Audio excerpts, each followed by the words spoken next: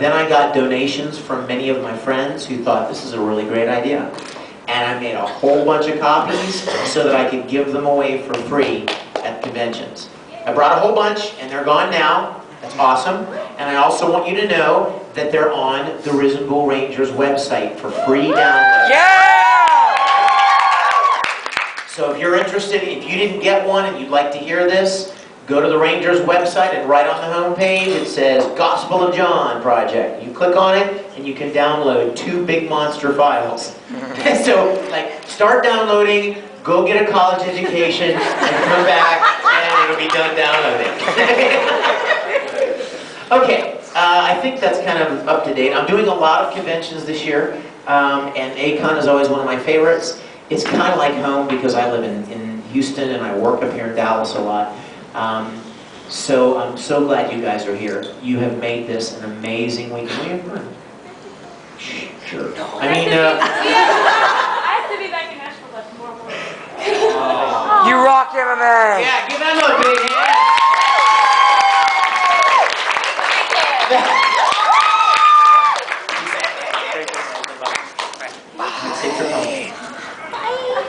See you, Bernie. Love y'all.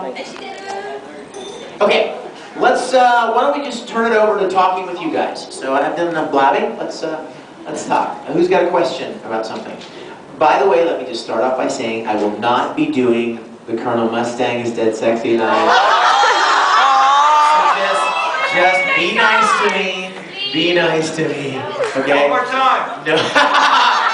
That's not being nice. I will give you coffee for it. Oh, honey, I have a refrigerator full of boxes. Yes! I'm not complaining. Thought he's a great source of vitamins and nutrients. Do you like Mecca? And if you do, what's your favorites? Do I like Mecca shows? Yeah. Well, Anything. I do. I think there are too many of them, but I do like them. But that's kind of a stylistic thing. I think probably, you know what? I would classify Generator Gall as a mech show, because he turns into like this biomechanical beast, right? So that's kind of a mech. So I would put him up there. Oh, Full Metal Panic. Yes! Yes! Awesome! And I have to say Macross, because I've got to play Hikaru Ichijo, and that's like, Macross is like, that's like groundbreaking, vintage anime, old school, so I was glad to be a part of that. Razafon. Yes! Great show, next show. Little Mamoru. Gundam Wing. And what else? I'm sure there's some others that I've done. Evangelion, yeah, there was Evangelion! Question. Yes, ma'am. Yes, it's still being asked.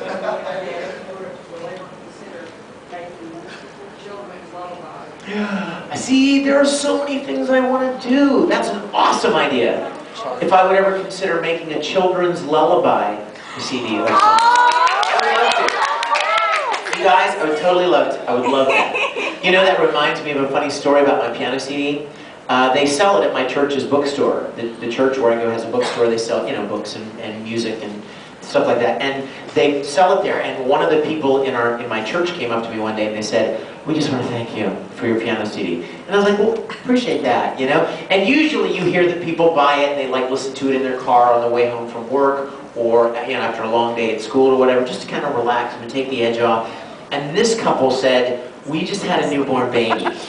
And our baby screamed bloody murder all night long.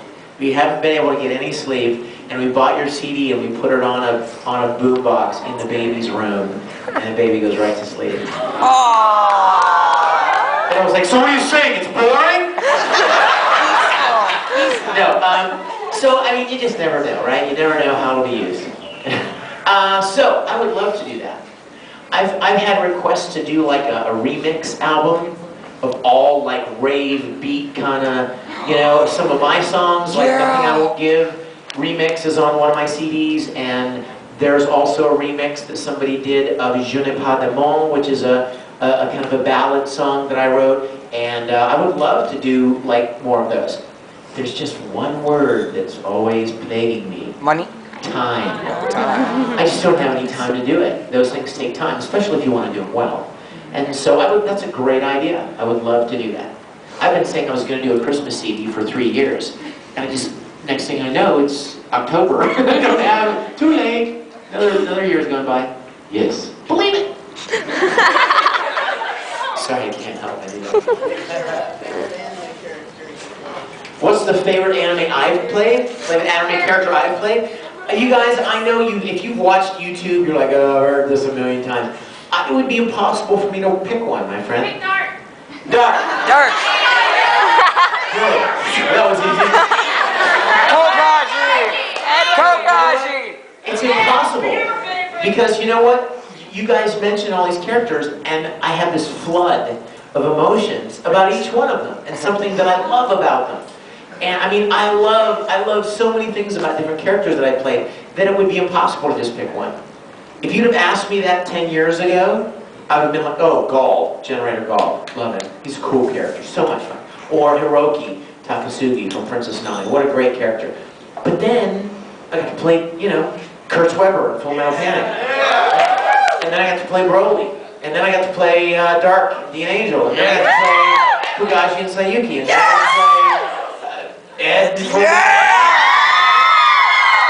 And then I got to play Fry and Tsubasa. And then I got to play Gaku and Bleach. And then, I mean, so, and I guarantee you, I just got to play Yukato and Air. I mean, there are so many characters. And as soon as I start thinking of one, I think of 5 others that I love, of something about them. So I don't think I would ever be foolish enough to pick just one. Because like if I picked anyone other than Ed, he would probably put a contract out for my life. Transmute this, buddy! And I would turn into a chimera. So. Is there any possibility that Full Metal Fantasy will ever be shown in public again? Oh, there's a very good possibility. Here's the deal, you guys, with Full Metal Fantasy, which is the live-action little fan film I made. You guys know about this movie? Yeah. Right? Okay, how many hands do not know what I'm talking about? Crap. All right, in a nutshell, let me tell you really quickly. Shortly after we started recording Full Metal Alchemist, I just really fell in love with the show. Like, this is really a cool show. And somebody at a convention said, hey, can I take a picture of you with my red coat on? Would you put my red coat on and let me take a picture? And I'm like, oh. I've never done that before. So I put it on, you know, and I do my little pow. And then the whole rest of the weekend, everyone was going, you should cosplay as Ed. You should cosplay. And I was like, no, I shouldn't. Ed's like 15 years old or 14 years old, and I am not.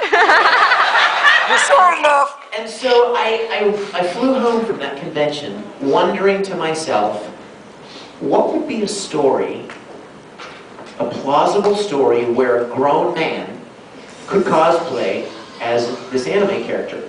So I made up this story, and then I started thinking, you know what? No one's ever done this before. I've never seen any voice actors actually shoot a live-action movie video type thing, fan film, where they're actually cosplaying as their characters. So then I thought, you know what, I'm going to contact some of the other cast members and see if they want to get in on it too. The good cast members.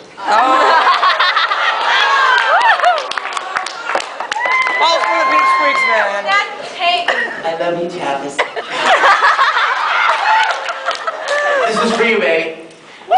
Travis. Travis just cut all his hair off. Travis cut his hair off, and it's like really short and it's fuzzy like a chia pet. So last weekend I was like, Travis.